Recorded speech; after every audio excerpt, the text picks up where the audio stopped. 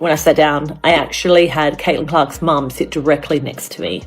And her whole family was there. Her dad was there. Her brother was there. It was a whole bunch of other people, relatives, it looked like. So maybe like auntie and uncle, I'm not sure. Family, friends.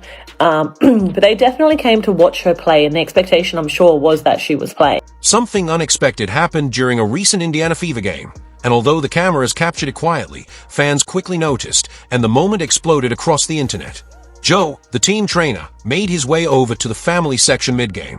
Not to speak with reporters or front office staff, but directly to the seats where Caitlin Clark's family was sitting. Her mother and father watched the court intently, completely focused on the action unfolding before them. Over to Caitlin Clark's mum, and he actually came over and was like, hey, and her mum said to him, how's she going?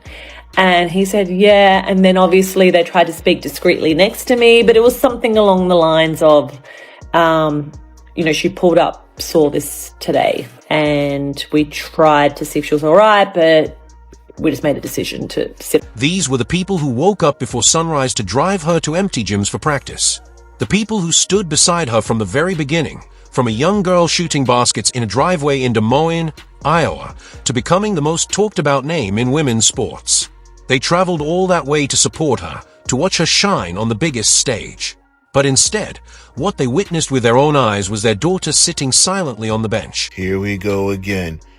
Kelly Crosskoff, Amber Cox move right here. Doing a last-minute update. Caitlin Clark is not playing tonight.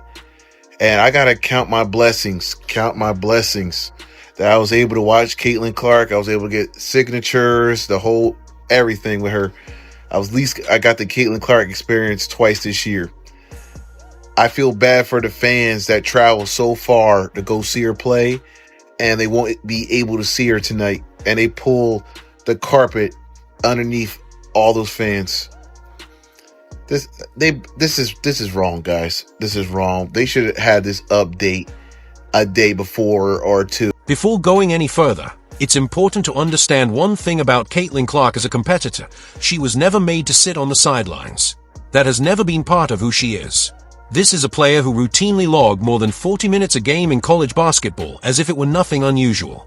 During her rookie season under head coach Christy Sides, she was on the court for virtually every meaningful moment, constantly leading, battling, and carrying the intensity of the game from start to finish.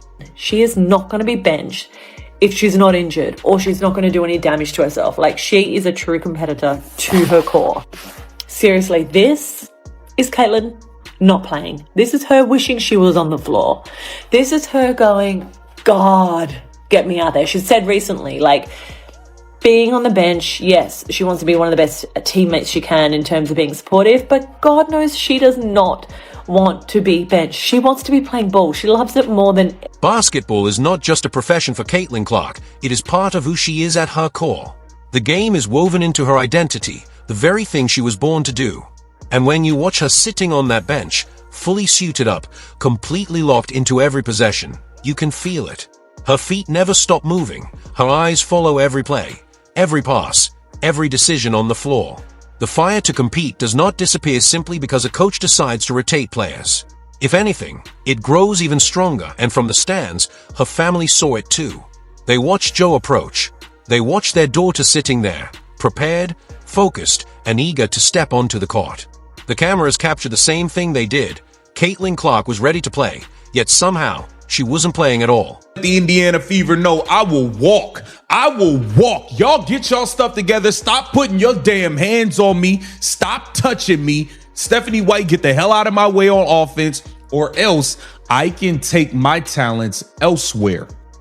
I can go elsewhere. I can sell tickets out elsewhere. My fans already are starting to show up less and less because they don't trust y'all dealing with me. Under Christy Sides, the approach was straightforward, and for a time, it delivered exactly what Indiana needed. Caitlin Clark averaged 35.4 minutes per game in her rookie season, placing her among the league's leaders in playing time. She wasn't just part of the offense, she was the system. The primary initiator, the spacing threat, the passer who shifted defenses with every possession, and the reason every arena she entered felt different when she was on the floor. The game changed. She scored, she created, she stretched defenses, and she brought the crowd into every possession. Indiana became must-watch basketball, packed arenas, road games drawing huge crowds, and fans traveling just to see her live. That became the expectation night after night. So when Stephanie White stepped in and began managing her minutes differently, pulling her in critical stretches and staggering her time in ways fans didn't always understand, it naturally sparked questions. Not quiet ones, either. It led to growing frustration among those who had become accustomed to seeing her on the court when the game was at its most important moments. Caitlin from earlier, she didn't practice yesterday. Why was she not listed on the injury report, or why wasn't the injury report updated like earlier today if she woke up with soreness in her back? Well, not everybody that doesn't practice or gets a pro day is on the injury report, so that happens all the time. And she wasn't listed on the injury report earlier because we expected her to play. And is she injured? I guess this is a fair question. Is she injured, or is it something other than an injury? Her back is sore. So if there's anything more detailed than that, that's the training staff. Do you think the Fever could get fined for not listing her as No. on the injury report? No.